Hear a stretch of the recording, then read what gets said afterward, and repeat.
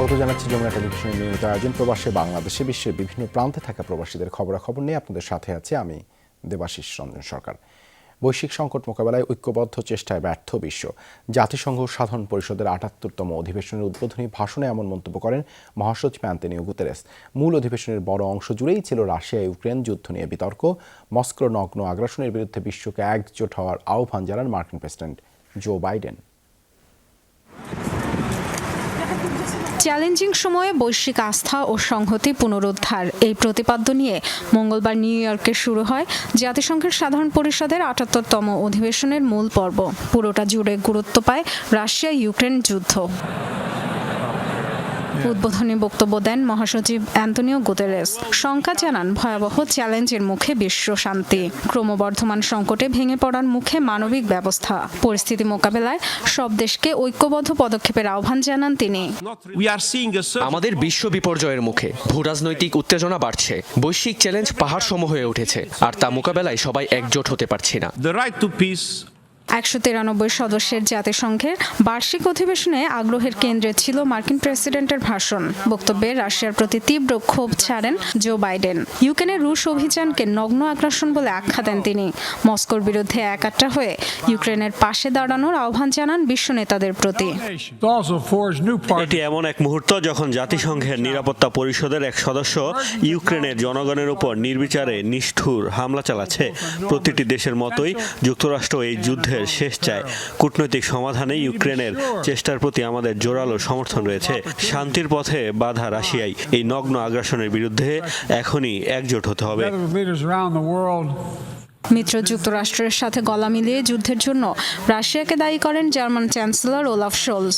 বৈশ্বিক অর্থনীতিতে Moscow Kyiv সংঘাতের প্রভাব নিয়ে উদ্বেগ জানান তিনি। রাশিয়ার আগ্রাসন কেবল ইউক্রেনের জন্যই চরম দুর্দশা বয়ে আনেনি, পুরো বিশ্বের মানুষই ভুগছে। মূল্যস্ফীতি, ঋণ, সারের অভাব, ক্ষুধা ও দারিদ্র্য বাড়ছে। অসহনীয় এক পরিস্থিতি তৈরি হয়েছে। আমাদের ভুললে চলবে না, রাশিয়া এই যুদ্ধের জন্য দায়ী, আর রুশ প্রেসিডেন্টের একটি নির্দেশেই বন্ধ হতে পারে সংঘাত। ৭৮তম অধিবেশনের মূল পর্বে আরও গুরুত্ব পায় পরমাণু নিরস্ত্রীকরণ, জলবায়ু পরিবর্তন সহ বিশ্ব রাজনীতির চলমান সংকটগুলো। Dorothy Tustin, Jamuna news. Community ভিত্তিক প্রাথমিক স্বাস্থ্যসেবা সর্বজনীন স্বাস্থ্যসেবা অর্জনের চাবিকাঠি। সেই সেবা সকলের কাছে পৌঁছে দিতে কাজ করে যাচ্ছে উন্নয়নশীল দেশগুলো। এই প্রচেষ্টাকে সহায়তার জন্য উন্নয়ন অংশীদারদের প্রতি আহ্বান জানিয়েছেন প্রধানমন্ত্রী শেখ হাসিনা। নিউ ইয়র্কে জাতিসংঘ সদর দপ্তরে ইউএনজিএ এর ৭৮তম অধিবেশনের সাইডলাইনে কথা বলেন তিনি।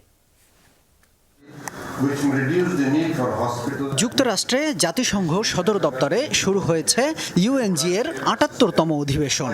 স্থানীয় সময় মঙ্গলবার সকালে কমিউনিটি ক্লিনিক বিষয়ক সাইডলাইন অধিবেশনে যোগ দেন প্রধানমন্ত্রী Sheikh Hasina. Sheikh Hasina initiative of community clinic, innovative approach achieving universal health coverage inclusive of mental health and disability শীর্ষক উচ্চ স্তরের সাইড ইভেন্টে তুলে ধরেন কমিউনিটি ক্লিনিকের সাফল্য গাথা।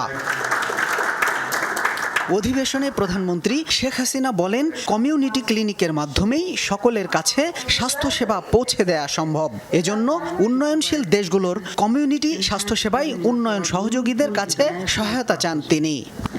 We call upon our development partners, including multilateral financing institutions, to extend their support for the cause of community-centric health services in the developing world. On our part, Sheikh Hasina বলেন, কমিউনিটি ক্লিনিক এখন বাংলাদেশের প্রাথমিক স্বাস্থ্যসেবা ব্যবস্থার অবিচ্ছেদ্য অংশ। এই বিষয়ে আগ্রহীদের সাথে উপলব্ধি ও দক্ষতা বিনিময়ে বাংলাদেশ প্রস্তুত বলেও জানান প্রধানমন্ত্রী। Bangladesh stands ready to share our insights and expertise with those interested. We are convinced that community-based primary health care is key to achieving universal health coverage. As an emerging voice of the Global South, Bangladesh would champion this issue as a possible avenue for meaningful international partnership.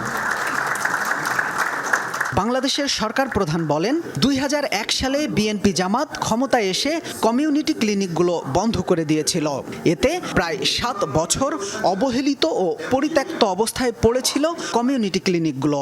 অনুষ্ঠানে প্রধান বক্তা হিসেবে বক্তব্য রাখেন climate vulnerable forum CVF এর বিষয়ভিত্তিক রাষ্ট্রদূত ও প্রধানমন্ত্রী কন্যা সাইমা ওয়াজেদ। শামীম রেজা, যমুনা নিউজ।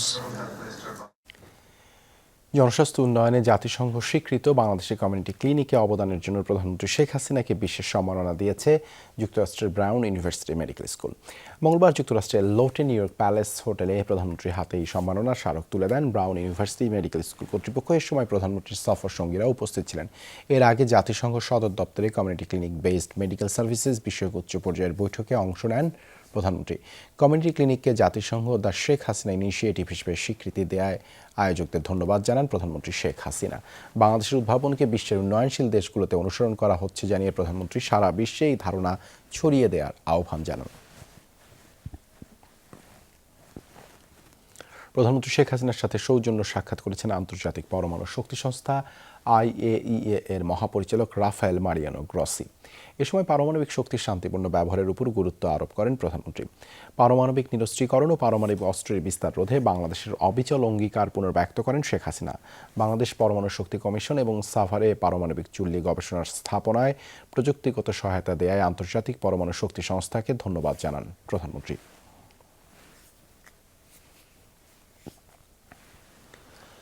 শ্রীলঙ্কার প্রেসিডেন্ট রনিল বিক্রমাসিংহের সাথে দ্বিপাক্ষিক বৈঠক করেছেন প্রধানমন্ত্রী শেখ হাসিনা। মঙ্গলবার নিউ ইয়র্কে জাতিসংঘ ভবনের দ্বিপাক্ষিক বৈঠক কক্ষে শ্রীলঙ্কার প্রেসিডেন্টের সাথে বৈঠক করেন তিনি। সাক্ষাতে দুই দেশের স্বার্থ সংশ্লিষ্ট বিভিন্ন বিষয়ে আলোচনা করেন দুই নেতা। এ সময় বঙ্গবন্ধুর নাতনি climate vulnerable forum CVF thematic ambassador Saima Wazed Putul উপস্থিত ছিলেন। মালয়েশিয়ায় সড়ক দুর্ঘটনায় কামাল হোসেন নামে এক প্রবাসী নিহত হয়েছেন। এই ঘটনায় বাংলাদেশি ছাড়াও চালকসহ আরও দুজনের মৃত্যু হয়েছে। বুধবার স্থানীয় সময় ভোরে পাহাং রাজ্যের লিপিস মেরাপোহ নামক স্থানে এই দুর্ঘটনা ঘটে। লিপিস জেলা পুলিশ সুপার আজলি মোহাম্মদ নূর জানান, দেশটির কেলান্তান রাজ্যের কোতা বারু জেলা থেকে কুয়ালালামপুর যাচ্ছিল বাসটি। পথে নিয়ন্ত্রণ হারিয়ে একটি গাছের সঙ্গে ধাক্কা লাগে বাসটির। এতে ঘটনাস্থলে মৃত্যু হয় 3 জনের। এই ঘটনায় আহত হয়েছেন আরও অন্তত 7 জন। আহতদের চিকিৎসার জন্য স্থানীয় হাসপাতালে পাঠানো হয়েছে। পুলিশের রিপোর্ট অনুযায়ী দুর্ঘটনার সঙ্গে জড়িত বাস চালকের অতীতে বিভিন্ন ট্রাফিক অপরাধের জন্য 22 বার সমন জারি ছিল। সড়ক পরিবহন আইন অনুযায়ী আরও তদন্ত চলছে বলে জানায় পুলিশ। ভারতে ইলিশ রপ্তানির অনুমতি দিয়েছে সরকার। বৃহস্পতিবার সীমান্ত পেরোনের পর মঙ্গলবার থেকেই কলকাতার বাজারগুলোতে পাওয়া যাবে পদ্মার ইলিশ। বাংলাদেশের এই সিদ্ধান্তে আনন্দে ভাসছেন পশ্চিমবঙ্গের ব্যবসায়ীরা। এদিকে বাংলাদেশ থেকে ইলিশ ছাড়া অন্যান্য মাছও আমদানি করতে চায় ভারতের ব্যবসায়ীরা। মালদা জেলার মাহাদীপুর সীমান্তে দুদেশের ব্যবসায়ীদের অংশগ্রহণে হওয়া বৈঠকে এই চাওয়া তুলে ধরেন ভারতীয়রা। পশ্চিমবঙ্গ থেকে সহকর্মী সুকান্ত চট্টোপাধ্যায়ের প্রতিবেদনে বিস্তারিত। দুর্গাপূজা উপলক্ষে ৩,৯৫০ কেজি ইলিশ রপ্তানির সিদ্ধান্ত নিয়েছে বাংলাদেশ সরকার। 2-1 দিনের মধ্যেই ভারতের বাজারে মিলবে পদ্মার ইলিশ। বাংলাদেশ সরকারের এমন সিদ্ধান্তে খুশি কলকাতার মাছ ব্যবসায়ীরা। অবশ্য 30 অক্টোবর পর্যন্ত সময়সীমা বেঁধে দেয়ায় দেখা দিয়েছে শঙ্কাও। ভারতীয় ব্যবসায়ীরা বলছেন, এত অল্প সময়ে 1,500 টনের বেশি মাছ আমদানি করা তাদের পক্ষে সম্ভব নয়। আমরা গভর্নমেন্ট অফ বাংলাদেশ থেকে 3,950 মেট্রিক টনের ইলিশ এক্সপোর্টের পারমিশন পেয়েছি। এই মাছটা আগামীকালকে থেকে আরম্ভ হবে ঢুকতে, আর আশা করি যে পরশুদিন থেকে কনজিউমার্স এই মাছটা পাবেন। আমাদেরকে এই 3,950 মেট্রিক টন মাছ আগামী 30 অক্টোবরের মধ্যে নিয়ে আসতে হবে। এদিকে অন্যান্য মাছেরও ব্যাপক চাহিদা রয়েছে ভারতে। পর্যাপ্ত যোগান না থাকায় এসব মাছ আমদানি করতে চায় দেশটির ব্যবসায়ীরা। পশ্চিমবঙ্গের মালদা জেলার মাহাদীপুর সীমান্ত এলাকায় বাংলাদেশের মাছ ব্যবসায়ীদের সাথে বৈঠকে এই আগ্রহের কথা জানান ভারতীয় ব্যবসায়ীরা। বাংলাদেশি ব্যবসায়ীরাও বলছেন, সরকার অনুমতি দিলে শুধু বাংলাদেশি নয়, নেপাল ও ভুটানেও মাছ রপ্তানি করতে চায় তারা। মিডল ইস্টের থেকে আরম্ভ করে ইউরোপ, আমেরিকা, যেই সব অঞ্চলে বাঙালি অধ্যুষিত এলাকা আছে সেসব এলাকায় আমরা জরিপ করেছি। সেখানে দেখা গেছে যে ভারতের যে অন্ধ্রপ্রদেশের মাছ, বার্মার মাছ এবং বাংলাদেশের মাছ যে ডিপার্টমেন্টের স্টোরগুলো থাকে সেখানে বাংলাদেশের মাছের প্রচুর ডিমান্ড। বাংলাদেশে মিঠা পানির জল মানে মিষ্টি নদীর জলের মাছ বাংলাদেশ থেকে এখানে আসার একটা বিরাট সম্ভাবনা আছে। টেস্টিং ল্যাবটা যদি মহদীপুরে একটা ব্যবস্থা করা যায় তাইলে কিন্তু এখানে খুব সহজ পদ্ধতিতে মাছটা বাংলাদেশ থেকে এখানে আসবে। বাংলাদেশি মাছ ব্যবসায়ীদের দাবি প্রায় 50,000 মেট্রিক টন মিঠা পানির মাছ প্রতি বছর উদ্বৃত্ত থেকে যায় বাংলাদেশে, যা রপ্তানি করে বিপুল বৈদেশিক মুদ্রা আয় করা সম্ভব। প্রিয়াঙ্কা চক্রবর্তী, যমুনা নিউজ। যুক্তরাজ্যে বাংলাদেশি নারীদের নিয়ে অনুষ্ঠিত হলো বিশেষ আয়োজন শাড়িতে নারী। পূর্ব লন্ডনের একটি কমিউনিটি সেন্টারে আয়োজিত হয় এই অনুষ্ঠান। নিশাত খুশবুর উদ্যোগে ও শাটি এবং ইউপোরিয়া কালেকশনের সহযোগিতায় আয়োজিত হয় এই আয়োজন। বিদেশ বিভুঁয়ে বাঙালি নারীর পছন্দের পোশাক শাড়ি নজর কাড়ছিল সবার।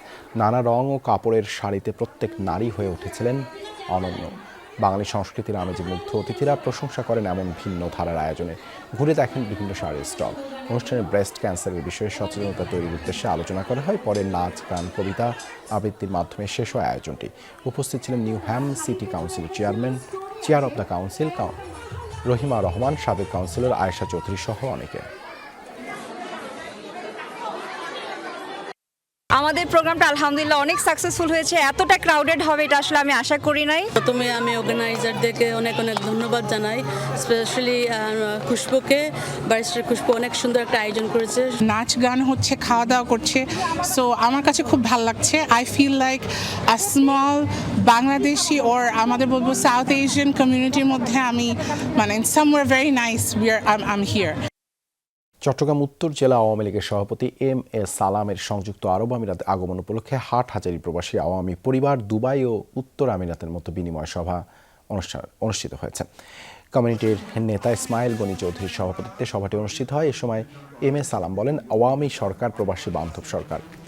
প্রবাসীদের উন্নয়নে রেমিটেন্সের প্রণোদনা, প্রবাসে মৃত্যু হলে পরিবারকে অর্থ সহায়তা প্রদান ও প্রবাস পেনশন স্কিম চালু করে সারা বিশ্বে ইতিহাস তৈরি করেছে এই সরকার। আগামী জাতীয় সংসদ নির্বাচনেও শেখ হাসিনাকে নির্বাচিত করতে সবার প্রতি আহ্বান জানান তিনি। এই সময় উপস্থিত ছিলেন খোরশেদ মোবারক, ইফতেখার হোসেন বাবুল, জাফর আহমদ, আলহাজ আহমদ সগির, আরশাদ হোসেন হিরো সহ অন্যান্যরা। সৌদি আরব বাংলাদেশ দ্বিপাক্ষিক সম্পর্ক বৃদ্ধির পাশাপাশি দুদেশে বাণিজ্য ও বিনিয়োগ বৃদ্ধি করতে দেশটির সরকারের প্রতি আহ্বান জানিয়েছেন জাতীয় সংসদের ডেপুটি স্পিকার শামসুল হক। বুধবার সৌদির বাংলাদেশ দূতাবাসে আয়োজিত এক মতবিনিময় সভায় এ আহ্বান জানান তিনি। পাশাপাশি সৌদি শিক্ষা প্রতিষ্ঠানে বাংলাদেশি শিক্ষার্থীদের পড়াশোনার সুযোগ বৃদ্ধিরও আহ্বান জানান ডেপুটি স্পিকার। এ সময় বাংলাদেশ দূতাবাসের সার্বিক ব্যবস্থাপনা ও সেবাদান পদ্ধতি পরিদর্শন করেন তিনি। প্রবাসীদের যে কোনো সমস্যায় পাশে থাকতে দূতাবাসকে অনুরোধ করেন তিনি। এছাড়া দূতাবাসে স্থাপিত বঙ্গবন্ধু কর্নার পরিদর্শন করেন। এ সময় দেশটিতে নিযুক্ত বাংলাদেশের রাষ্ট্রদূত ডক্টর মোহাম্মদ জাবেদ পাটোয়ারি সহ অন্যান্যরা উপস্থিত ছিলেন।